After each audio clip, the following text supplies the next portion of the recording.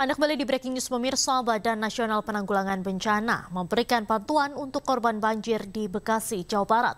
Bantuan tersebut diantaranya air minum, makanan, dan perlengkapan bayi.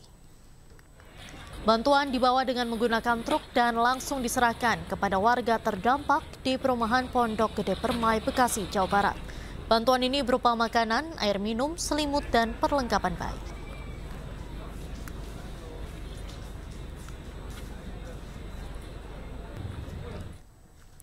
Pemirsa, untuk mengetahui informasi terkini terkait dengan banjir di Kebonpala sudah terhubung dengan kami rekan Indra Setiabudi. Selamat malam, Indra. Indra, bagaimana kondisi terkini di Kebonpala? Apakah banjir masih merendam rumah di sana?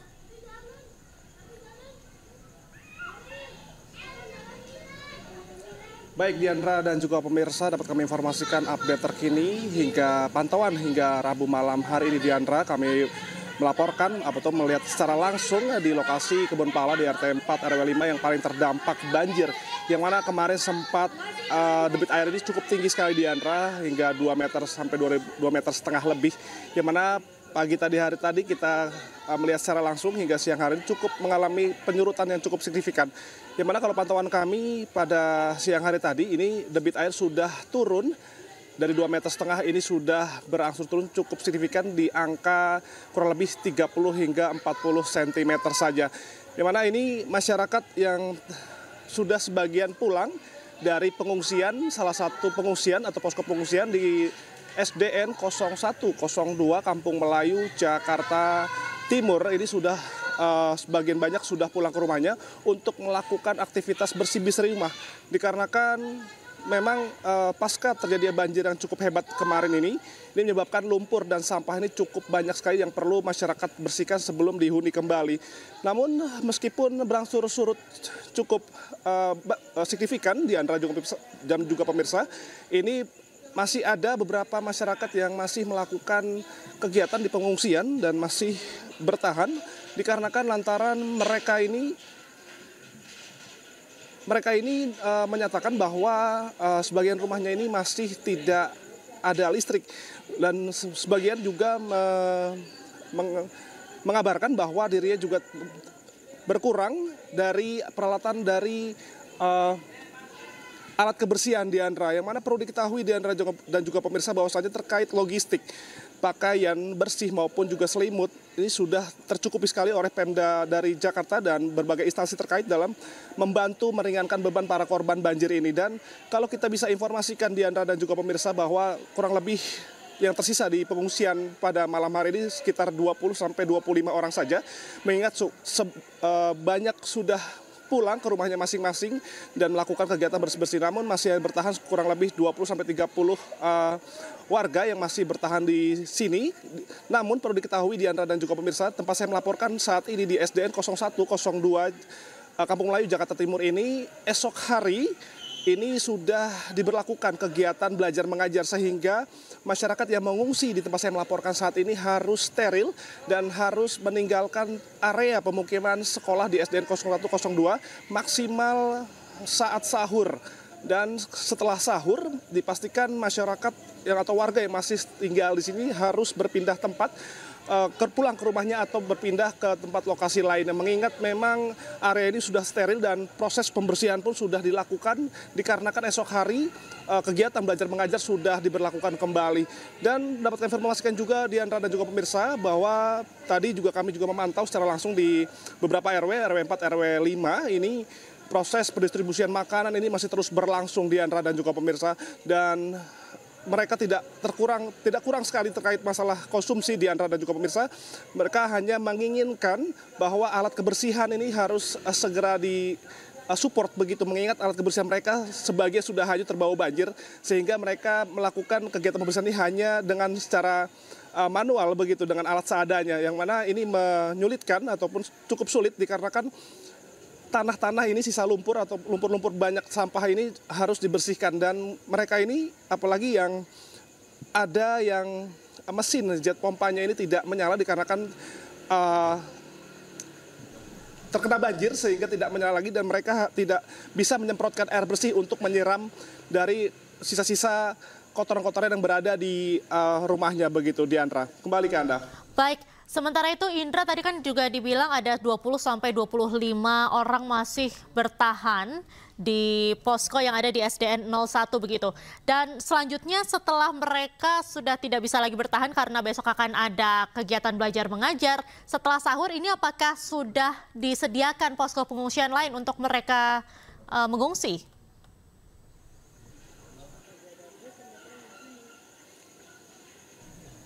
Baik Diandra dan juga pemirsa, bahwa kalau terkait pada subuh ini merupakan terakhir para pengungsi ini harus meninggalkan, dan kalau kami mendapatkan informasi bahwa sejauh ini belum ada tindak lanjut terkait masyarakat kemana, dan tadi kami juga sempat mewawancarai salah satu dari pengungsi ataupun warga yang menginap di sini sejak dari Senin kemarin.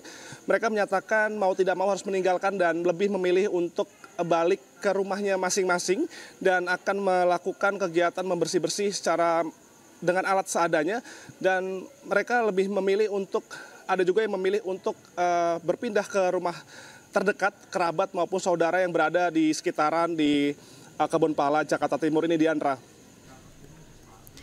Baik, terima kasih rekan Indra Setiabudi langsung dari Kebonpala, Jakarta Timur. Selamat malam dan selamat kembali bertugas.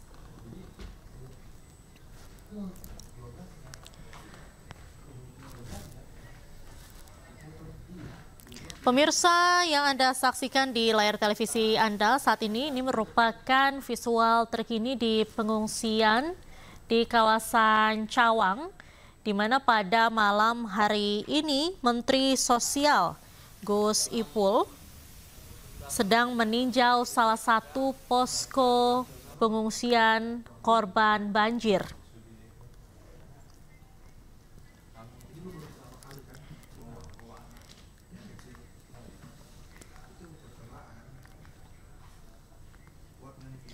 Kita beralih ke informasi lain, pemirsa. Kali Ciliwung meluap menyebabkan banjir yang merendam sejumlah titik di Jakarta, salah satunya di kawasan Kebonpala, Jakarta Timur. Selain itu, kawasan Jati Asih menjadi kecamatan terparah yang terdampak banjir di Bekasi, Jawa Barat.